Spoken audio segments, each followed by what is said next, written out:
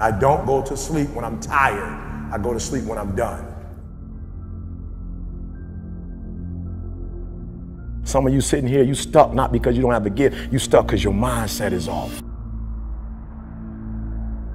But if you're not willing to pay the price to get it, you will never obtain it. That's the truth. That's the hard reality of the human condition, is you have to give blood, sweat, and tears to force your body and your mind to change. And oh my God, people understand physical transformation, but people do not understand a mental transformation because it's invisible. What's the first decision you made this morning? I bet it was to go back to bed. The reason why I'm bringing up this first decision that you made today and the inner snooze alarm is because in any area of your life that you want to change, there's one fact that you need to know. You're never going to feel like it. How you get what you want. It's very, very simple to get what you want, but it's not easy. You have to force yourself. Discipline is the pathway to freedom. Discipline in and of itself doesn't take from you. Discipline gives. Discipline tells you what to say yes to and what not to. It actually lightens your load. It's that thing that makes you you. It's that thing that gives you the energy to improve, to push yourself, to get better, to be willing to fight through good enough. But it starts with you. It starts with being willing to change the things in your life. What do you want? Do you want to lose weight? Do you want to triple your income? Do you want to start a nonprofit? Do you want to find love? What is it? Anything that's a break from your routine is going to require force. The pain and suffering that is the process of growing and getting better. Here's the thing, humans are capable of change, extraordinary change, transformation, to go from one thing to something else that is truly unrecognizable. To think of the person you are today as being a waylay point to the person that you can become. And over there, on the other side of that transformation, is somebody so much more powerful and greater than who you are today. But you've got to answer how badly you want it. The first step is getting completely and brutally honest enough to say, I am tired of myself. When you say I'm sick and tired of being sick and tired, that's the facilitator of change. That's when you're ready to say these words, no more excuses. No more excuses. Why don't you have what you want? When you have all the information that you need, you have the contacts that you need, there are probably free tools online that allow you to start a business or join a group or do whatever the heck you want. It's the routine that's killing you. Everybody's going to get the same information.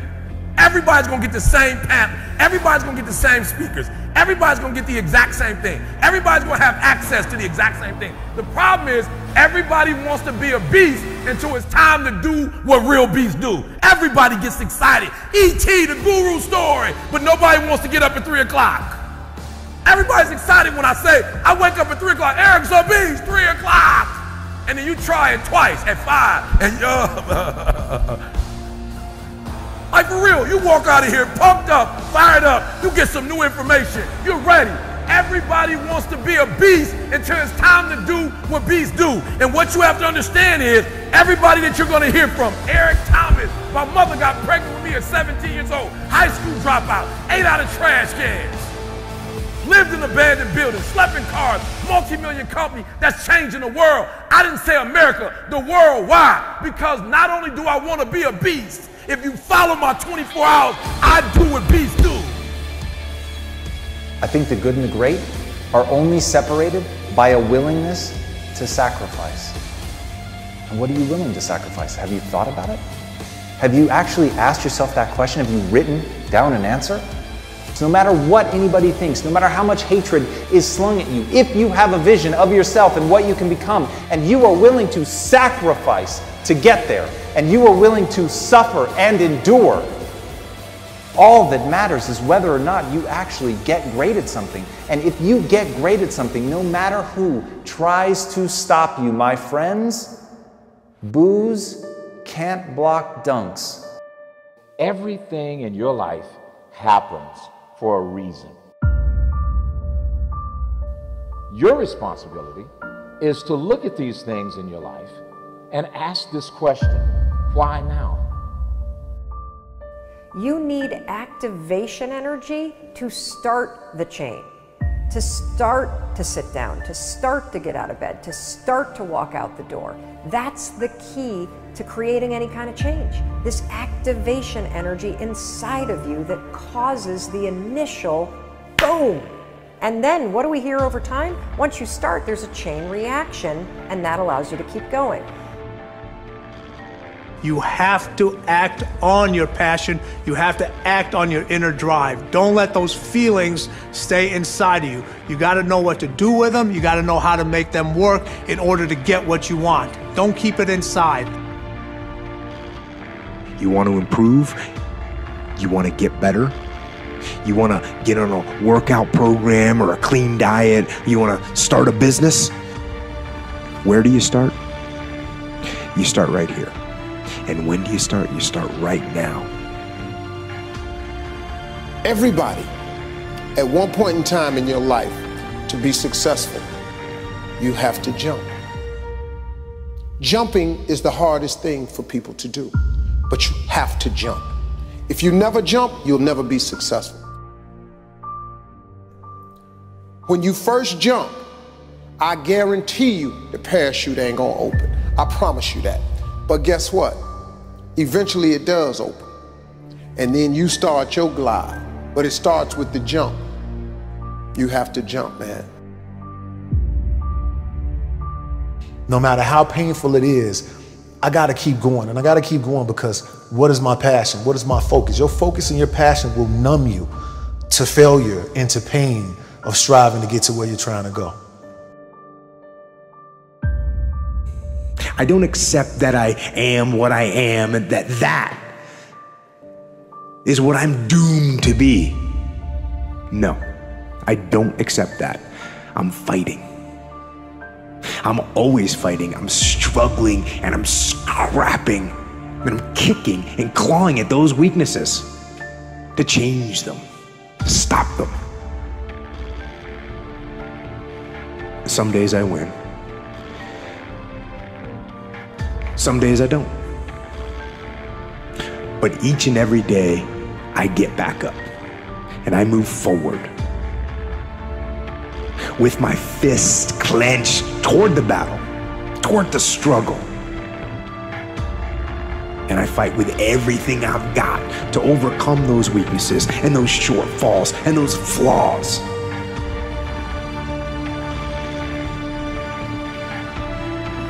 So literally, without goals, you're directionless. You will be used. See, people without goals get used by other people who have them. People that don't have goals work for people who do. And so you want to be someone who picks up and gets clear about what you want. Make a list, 101 goals. I want to go to Paris. I want to, skydive. I want to bungee cord jump. I want to play the guitar. I want to learn to juggle. I want to learn 2 magic tricks for the kids. I want to go to the Olympics in Beijing. Whatever it is, make the list. You have to delete all the negativity in the world and focus on things that make you feel great. So you could focus on a relationship you have. You could focus on how much you've already learned in the last 6 or 7 or 8 days. You could focus on the people that love you. You could focus on your ability as a human being to change your life at any moment in time.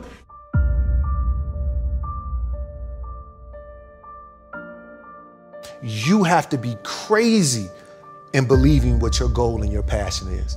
Because when something is crazy, even though it's crazy, you still do it, right? Every single person is designed from infancy with special talents and abilities that if you develop them to their height can enable you to accomplish anything you want in life. Everyone is genetically structured to be able to do something superbly, to do something they enjoy, to do it well, and to get great satisfaction from it.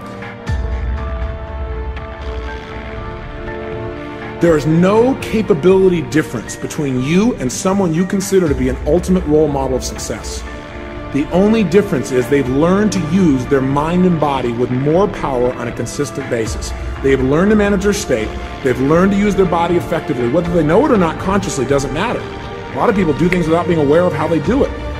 And they've learned to control their mental focus. Remember, whatever we concentrate our focus on consistently and strive to learn from and make new distinctions about, we will get great at.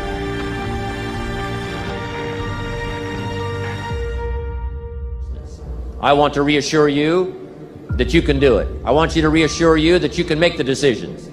I want to reassure you that no matter what the night, no matter what the storm, no matter what the difficulty, there isn't anybody here that can't figure it out, find some things to do, step at a time, yes.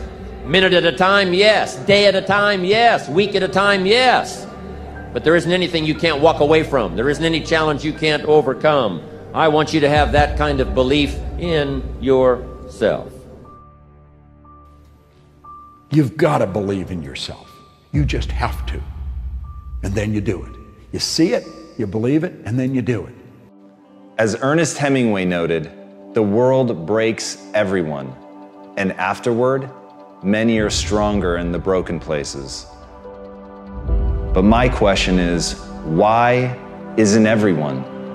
To me, it comes down to the strategies that you use. There really isn't anything objectively good or bad. There isn't anything that happens to you that can't be overcome. There isn't anything that could happen to you, anything that when you turn inward, you can't find a reason to overcome. You can't find a way to put those pieces back together, and that becomes your job. It becomes literally up to you whether you're going to sit and wallow and woe is me, because what happened, happened, and there's no way to take it back. But how you respond, what you bring to that table, whether you meet fire with fire, whether you meet that adversity with falling apart, becoming weaker in the areas that broke, or you bind them and mend them, and it becomes like a weld that literally makes you stronger, is a choice.